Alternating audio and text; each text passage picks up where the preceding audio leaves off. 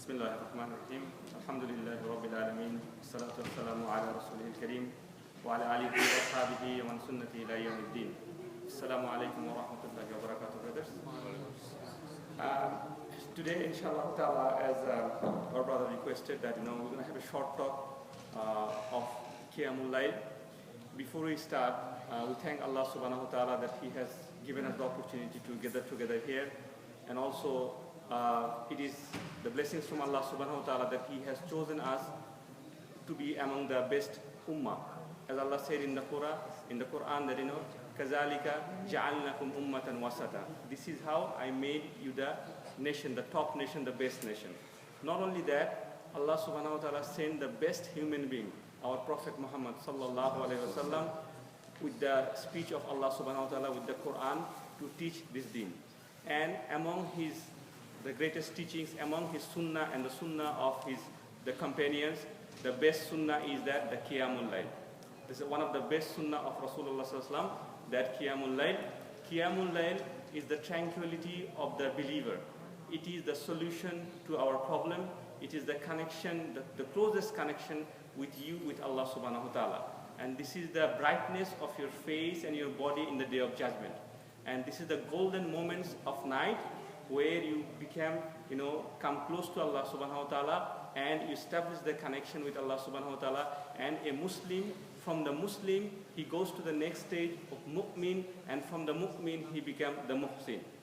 So now, before we begin about the topic, as we have short time today, so today, inshallah ta'ala, we're just going to talk about the virtues of Qiyamul Layl, and what are the hadiths that our Prophet sallallahu alaihi wasallam said about the Qiyamul Layl. First of all, we should understand the difference between the Qiyamul Layl, Tahajjud, and Taraweeh. These are all similar kind of terms. So the scholar has established a difference. Qiyamul Layl, as you all know, the Qiyam means standing. And standing means, what Qiyamul Layl means basically, from the Maghrib, after the Maghrib is finished, like from this time till the Fajr happens, any type of worship, any type of ibadah that you do, that is considered as Qiyamul Layl. So if you recite Quran, if you go to a lecture, Islamic lecture like this, you're sitting here, this is one kind of ibadah. And scholars say this is also one kind of Qiyamul Layl. But then what is Tahajjud? A lot of people think that Tahajjud, the word comes from jihad, but it is not the correct one. Tahajjud comes from the word hajada or hujud. And hujud means basically doing something opposite.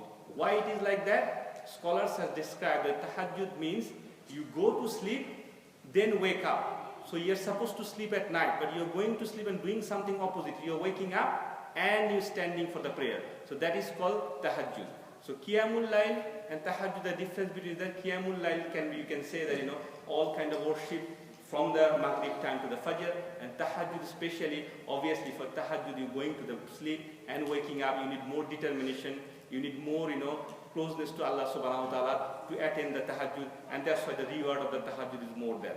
And Taraweeh, as you all know, that Taraweeh is only done in the Ramadan, and this comes from the word Ar-Rawa, means taking a break, because Rasulullah sallallahu alaihi wasallam, also the Khulafai Rashidin, when they did the Taraweeh, the Qiyamul Layl during the Ramadan, they used to take break. And that's why we take break. We do some groups of people do 8 rakah or 20 rakah, but they take break in between. And this is called Taraweeh. Now, what is Qiyamul Layl in Layl? I mean, what is so important about the night? Why can't we do the same thing in the daytime? Because in our Sharia, the night is very important. Allah subhanahu wa ta'ala even revealed the surah called Suratul Layl. And Allah subhanahu wa ta'ala says, well, Layl is a yaksha. There's a lot of time Allah swear by the night. What is so special about the night? Ibn al-Qayyim, a great scholar of Islam, he said, the greatest factor, the greatest distinguishing factor between us and Allah subhanahu wa ta'ala, one of the greatest distinguishing factors is that Allah doesn't sleep, where Allah make us sleep. Allah said in the Quran, وَجَعَلْنَكُمْ Allah said in the Quran that, I have made sleep for you to sleep in. And so we can sleep, but Allah doesn't sleep. And in the hadith of Rasulullah sallallahu alaihi wasallam said, in the Sahih hadith, in Muslim, that, Allah never sleep. Rather, it is not befitting to saying that Allah sleeps. Rather, Allah raises the skill, and during the night, the deeds of your day is presented to Allah subhanahu wa ta'ala. And during the day, the deeds of your night is presented to Allah subhanahu wa ta'ala. Now think for a moment, my brothers, if you sleep at night and if you don't do kiamul layl or any kind of ibadah or nothing, so when your deeds will be presented in the daytime, imagine tomorrow your deeds will be presented to Allah subhanahu wa ta'ala. And tonight after Isha, you went to bed, you sleep, or maybe you're watching TV or whatever it is, so your score is 0. You have no deeds as per se, so your result card is going to the Allah subhanahu wa ta'ala with no result in it. And that's why our Prophet said that no deeds are presented to the Allah during the daytime and during the night time also. And in another hadith, Rasulullah said that Allah extends His hand during the daytime to accept the forgiveness for the deeds that you have done in the night time. And He extends His hand during the night time, the sins that you have committed during the daytime. And the most important factor, the most powerful hadith about the night time is that every night Allah subhanahu wa ta'ala, as Rasulullah said in Sahih al-Bukhari, and this hadith is narrated in different other books also, that Allah subhanahu wa ta'ala at the last 1/3 of the night come close to the sky. And this is how He comes. It is only befitting to Him. Only He knows how He comes close to the nearest sky, as-sama ad-dunya. And He said to the people who are sleeping, is there anyone who is asking so that I can give him something? Then Allah asked, is there anyone who is making dua so that I can respond to him? Then Allah asked, is there anyone asking for forgiveness and I can forgive him? And Allah calls us till the Fajr. And this happens every 1/3 of the night, and this is why it is so powerful that we should attend to Qiyamul Layl and we should attend to the calls of Allah subhanahu wa ta'ala. Imagine you have a phone call at night from your friend or from your relative or something like that, and it is important. If you don't pick it up, your relative will be mine. Every night imagine that Allah subhanahu wa ta'ala is calling us. And He's saying, look, if you ask something from us, I will give you. If you ask forgiveness, I will give you. And we are not responding to the call of Allah subhanahu wa ta'ala. And this is what all the people, all the Sahaba used to think this is the way. So how did Qiyamul Layl started? I mean, how did it all started? When this came in the Sharia of the Islam? As you know, in Islam, everything didn't come in one day. Everything takes time to come one by one day. But Qiyamul Layl is something that came very early in the stage. As you all know, the first surah that revealed on Rasulullah is Iqra bismi rabbikal ladhi khalaq. The next surah was Suratul Muddassir. And the third surah was Ya ayyuhal muzzammil Qumil layla illa kalila. Where Allah is saying to Rasulullah, Ya ayyuhal muzzammil. Because muzzammil means who wraps a blanket. Allah is saying, oh the wrapper of the blanket, stand up for the night. And this surah, if you open up the Quran now, this is not a big surah, a small surah, 20 ayah. And Aisha radhiyallahu anha said, this surah, the first 19 ayah was revealed in one go. First 19 ayah was revealed, and in this 19 ayah, Allah said that you have to pray at night. And the last ayah, if you open the Quran now, where Allah says the Qiyamul Layl is voluntary, it's not fard. But the first few ayah, it says it is fard on the Muslim. So that's why in the early stage of the Islam, Qiyamul Layl was wajib, was fard. So people, all the Sahaba, like Abu Bakr, Umar, who are the Sahaba who became, take Shahada in the early stage of Islam, they used to do Qiyamul Layl, and it was wajib for them. And this is how it all started. And after that, when Rasulullah went to Medina, and the people of the Medina gathered together, there's a hadith, it's called Hadith al-Salam. Where this is the first speech that Rasulullah, or first khutbah, as we can say, Rasulullah gave when he entered in Medina. What did he say? He said, Afshu salam, atiyomut tu'am, wa silul arham, sallu bil layli wa nasuniyam, tadkhulul jannata bi salam. Meaning that you afshu salam, meaning you spread the salam, you spread the peace. Then he said, atiyomut tu'am, feed the poor. So this is the second instruction, feed the poor. And the third he said, be good to your relatives, wa silul arham. And then he said, wa sallu bil layli wa nasuniyam, meaning pray at night when everybody is sleeping. Pray at night, everybody is sleeping, and if you do these things, tadkhulul jannata bi salam, then you will enter into the Jannah with peace, with salam. And this is the first hadith. This hadith actually is called Hadith al-Salam, and it was described by a Jewish rabbi, the Jewish rabbi who accepted Islam on the first day when Rasulullah entered into Medina. His name changed to Abdus Salam. So this is a hadith of Salam narrated by Abdus Salam. And not only that, we have lots of narration in the hadith book. You will find that Sahaba used to pray Qiyamul Layl, and sometimes Rasulullah used to take a walk with Aisha radhiyallahu anha, and he used to hear that every house of the Sahaba, because Medina was a small city at that time, every house of the Sahaba is coming, the recitation of the Quran. They're reciting Quran, they're praying to Allah subhanahu wa ta'ala. And one of the incidents I love to mention that one day Rasulullah was passing by the house of Abu Bakr, and he heard that Abu Bakr is reciting the Quran, and then he went past Abu Bakr's house and he went to the Umar ibn al-Khattab house, and he also heard that Umar ibn al-Khattab, he's also reciting Quran. Next day in the morning, Rasulullah said to Abu Bakr, "Ya Abu Bakr, I heard you reciting Quran, but your voice was a little bit low.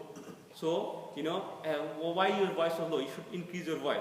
Then Abu Bakr replied, "Ya Rasulullah, I wanted to hear the one who wanted to hear." Meaning, I just wanted to hear Allah subhanahu wa ta'ala listen, so I didn't loud my voice to disturb anyone else. So I just recited in such a way that Allah subhanahu wa ta'ala listened. And when Rasulullah asked Umar, "Oh Umar, your voice was too much loud. Why your voice was so loud?" Then he said, "I was, reciting it loudly so that I can take away my tiredness.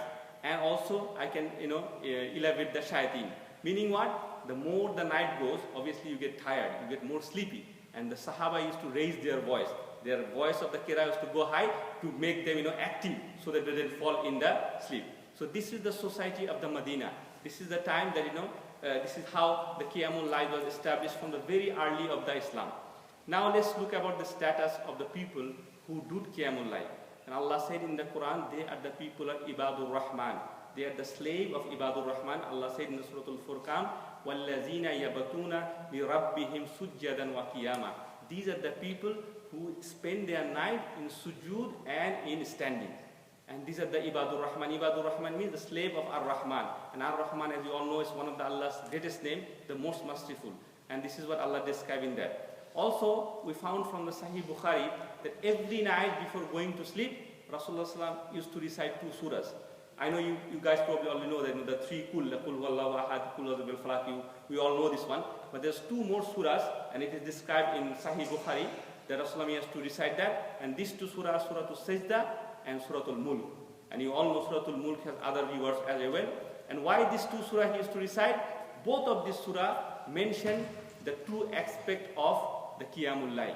What is the benefit of Qiyamul Layl? Both of the surah. In Surah Al-Sajda, Allah says, تَتَجَافَى جُنُوبُهُمْ عَنِ الْمَدَاجِ يَدْعُونَ رَبَّهُمْ خَوْفًا وَتَمَعًا. Meaning, Allah is saying those people, they are fighting with their beds. They are sleeping in the beds on their side, and they are fighting with their beds to wake up. And why they are waking up? They are waking up out of fear of Allah subhanahu wa ta'ala, and also out of the hope. If you have fear inside of Allah subhanahu wa ta'ala, you will wake up and you will pray home. And then after this ayah, Allah says, فَلَا تَعْلَمُ نَفْسٌ مَا أُخْفِيَ لَهُمْ قُرَّةَ أَعْيُنٍ فَجَزَاءً بِمَا كَانُوا يَعْلَمُونَ. Meaning, Allah is saying that for these people who are fighting with their bed, waking up, doing prostration and sujood and praying to Allah subhanahu wa ta'ala, for them Allah has kept a secret treasure. Allah didn't say, فَلَا تَعْلَمُ نَفْسٌ مَا. No soul, nobody, no nafs, know what Allah has kept secret for these people. So that the reward for these people is such a high, Allah even didn't describe them. Allah said, you will get when you come here, basically. It is something so astonishing that Allah didn't describe it that way. And then Allah said, أَفَمَنْ كَانَ مُؤْمِنًا كَمَنْ فَاسِكًا لَا يَسْتَوُونَ. Meaning, the one who does these things, one who does Qiyamul Layl, and one who doesn't do, you can't even compare them. They are not the same. They are the people of the richest school. And this is what Allah said, that even in Surah Al-Mulk, next Surah Al-Mulk, Allah said, إِنَّ الَّذِينَ يَخْشَوْنَ رَبَّهُمْ بِالْغَيْبِ. Meaning, these are the people who are fear of Allah subhanahu wa ta'ala, and they did the prostration, they did the salah, the Qiyamul Layl at night because they don't want to show it to Allah subhanahu wa ta'ala. So in one place we find that they are doing this out of fear and out of hope. In other surah we find they are doing it so that it's not a show off to people. Obviously when you do tahajjud at your home, at your comfort, maybe your family, your wife or children, maybe they don't even know it. And they do it in such a way, and Allah loves these people because their intention is just to pray to Allah subhanahu wa ta'ala, not to show off to the people. And this is why this is the surah describe the benefit, the rewards for these people for the Qiyamul Layl. And then after that, there's lots of hadiths of the people of Rasulullah Sallallahu describing the blessings and the benefits of the people who do this.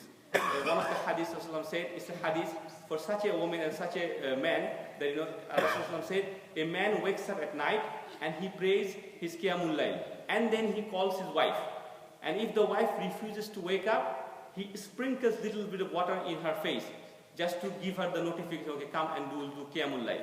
And same thing with the wife. A lady wakes up, the wife wakes up, and she tries to do kiamul layl, and she calls her husband. If the husband doesn't wake up, she sprinkles a little bit of water in the face of the husband. And this is such a unique hadith, such a beautiful hadith. And if a husband and wife do this consistently, scholars said that no doubt, all the solution, all the problem will be solved, bi'iznillahi ta'ala. And another hadith, Rasulullah said, إِذَا عَيْكَدَ الرَّجُلُ أَحْلَهُ مِنَ اللَّيْلِ فَصَلُّوا أَوْ صَلُّوا رَكَعَتَيْنِ جَمِيعًا كُتِبَ فِي الذَّاكِرِينَ وَالذَّاكِرَاتِ. Meaning, if a person wake up at night and only pray just 2 rakah, only 2 rakah, and he did it for the Allah subhanahu wa ta'ala, then his name will be written under the name of Zakirin or Zakirat. What is Zakirin and Zakirat? If you look at the Quran, if you look at the Surah Al-Ahzab, Allah said who is Zakirin and who is Zakirat. Allah said, وَالذَّاكِرِينَ اللَّهَ كَثِيرًا وَالذَّاكِرَاتِ أَعَدَّ اللَّهُ لَهُمْ مَغْفِرَةُ الْعَجْرًا عَظِيمًا. Meaning the Zakirin and Zakirat, the people who remembers Allah subhanahu wa ta'ala, they're special people of Allah subhanahu wa ta'ala, and Allah has given this special forgiveness for them, and also special status, high ranks in Jannah. In another hadith, Rasulullah said, people of the Qiyamul Layl, for them Allah had made a special room, a special palace of Jannah. And one of the Sahabas, how special is that? How can you know it's special? Rasulullah said, this is special because you can see from the outside and they can see from the inside, just like made of a crystal or something. And then Rasulullah said, these are for the people who has a soft spoken, and also for the people who do Qiyamul Layl. And so these are the blessings of the Qiyamul Layl.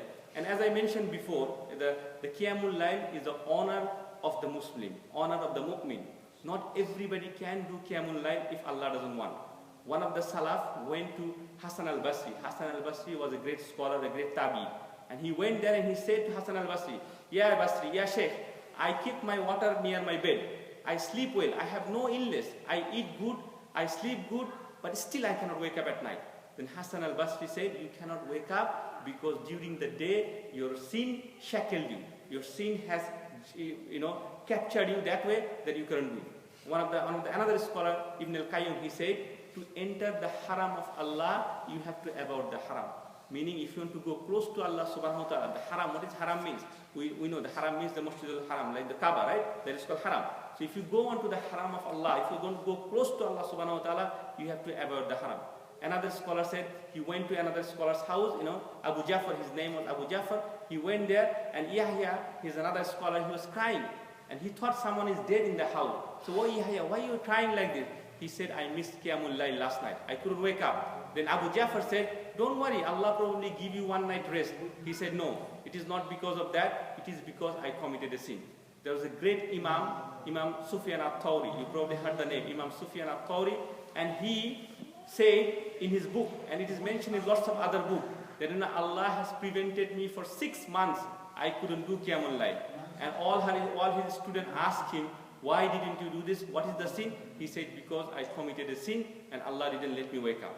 The greatest indicator, if you want to know if Allah loves you or if you are in good state of Allah subhanahu wa ta'ala, Qiyamul Layl is your indicator. If you are consistently, waking up at night and praying to Allah, praying to Qiyamul Layl, Allah is allowing that you make sujood to Allah subhanahu wa ta'ala, that means Allah loves you. So that is the greatest indicator. This is the litmus test. You can see, yes, if you can wake up at Qiyamul Layl, then you can do this time. But we have to remember one thing, that shaitan is all around us. All the time they're creating fitna and everything. And shaitan's greatest hated, he hates the Qiyamul Layl. Because once a person get the test of Qiyamul Layl, it is very hard for shaitan to make anything bad with this guy. This guy is not going to do anything haram anymore. So shaitan doesn't like Qiyamul Layl. And that's why, there's a lot of hadiths, you probably know this hadith, when you sleep, shaitan made 3 knots behind your back. Rasulullah said in the Sahih Muslim hadith, that he put 3 knots behind your knot. And when you wake up from the bed, first knot, opened up. Then you make your wudu, the second knot tied up. And then when you make the salah, when you stand for the salah, the third knot opens up. So this is how shaitan tries his best. And that's why in the time of Ramadan, the masjid is full when you do Taraweeh. Because it is very easy for people to come. Because shaitan, what's happened to shaitan in Ramadan? Allah put them in the chain. And that's why not even in the Isha prayer, lots of masjid, even in Sydney, most of the masjid, they do Taraweeh, probably last 10 nights, starting from 1:30, 2:30. Some places, 3 o'clock they start the Taraweeh, for the last 10 days. And the masjid is fully packed. On the other days, other 11 months, what happens? We get 10, 20, 30 people maximum, right? So this has happened because the shaitan is active in the other months. But in Ramadan, he's captured. So that's why. So we have to do protection from the shaitan to Qiyamul Layl. So there are lots of ways that you can practice Qiyamul Layl, because it's not something that you can do from today. If you haven't done it, it takes struggle, it takes practice. And Rasulullah SAW has lots of tips to the Sahaba how to do that. One of the things that he mentioned that, is called kailula. Kailula means taking a small nap. It is like something like, when you fast during the day, during the Ramadan time, we eat suhoor, right? In the suhoor time we eat, whatever food we eat. It's a small amount of food we eat. So suhoor is to Ramadan is similar to a nap for the Qiyamul Layl. Meaning, when you wake up in the Fajr, you have to make a plan for the whole day. Tonight I'm going to do Qiyamul Layl. So you don't go close to the haram, and you also make your body used to it, and you take a small nap, as Rasulullah said, during the afternoon time, if possible, because our life is busy. I know everybody go work, office, but if possible, you take a nap, and then you make yourself ready for the Qiyamul Layl. Also, Rasulullah said that another task, another tips from Rasulullah, eating less. I know it's very difficult, especially people from Bangladesh, Pakistan, we eat a lot whenever we get a chance, but still, eating less makes you ready to do Qiyamul Layl at night. And that is one of the another things. And this is how we should practice the Qiyamul Layl.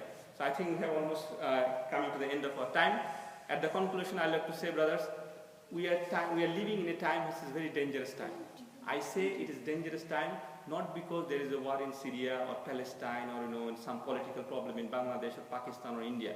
Not because of that. It is a dangerous time because we are living in a time where the blessings of Allah subhanahu wa ta'ala is all around us.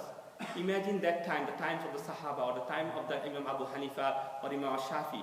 For one hadith to learn one hadith or one surah, they have to travel from one place to another place, maybe 2 weeks, 3 weeks journey. And now in this phone, you've got all the hadith, all the Quran, everything. You go to the YouTube, so many thousands of scholars, different way they're teaching you Quran, different way they're teaching you hadith, all the whatever course you wanted to do. Imagine in a non-Muslim country like Australia or America or Canada, how many masjid we have now. Such a big masjid is this one. And a lot of other masjid in the Sydney. So the deen became so available for us. So we are in a dangerous situation. If we don't take this one, Allah will ask about this blessing. The people who did blessings before, people who lived before, Allah didn't ask that, why didn't you go to mosque, you didn't have car? Because they didn't have a car. If a guy lived 10 miles away, he had to ride his camel to come to the masjid. But today, everybody probably has 2 cars. And it takes 5 minutes to come to the masjid. Even after that, if you don't come, Allah will ask, you lived in a time where all the blessings were nearby you. All of our houses full of food, fridge is full of food. You open the tap, there's no problem from the water, hot water, cold water, whatever you want. All the blessings are all around you. This is the time we have to respond. And we should be more than in the ibadah. We should be more in seeking knowledge. But instead of doing that, we are going far away and far away and far away. So I ask brothers that we should take benefit from these lessons, and whatever we have described, we should fix ourselves that from now on, even not to every day, at least for once a week or twice a week, we should try to do Qiyamul Layl, stand up to Allah subhanahu wa ta'ala and ask forgiveness from Allah subhanahu wa ta'ala that oh Allah, forgive us that what we should do, we are not doing it. What we should do, we are not doing it. Please forgive us for these reasons. And then inshallah ta'ala, if you start with one day in a week, then slowly, it will be a habit of you. And inshallah ta'ala, as we mentioned, you will be in the people who is az-zakirat or zakirin. Jazakallahu khair. Subhanakallahumma bihamdik. Ashhadu an la ilaha ant. Astaghfiruka wa atubu ilaik.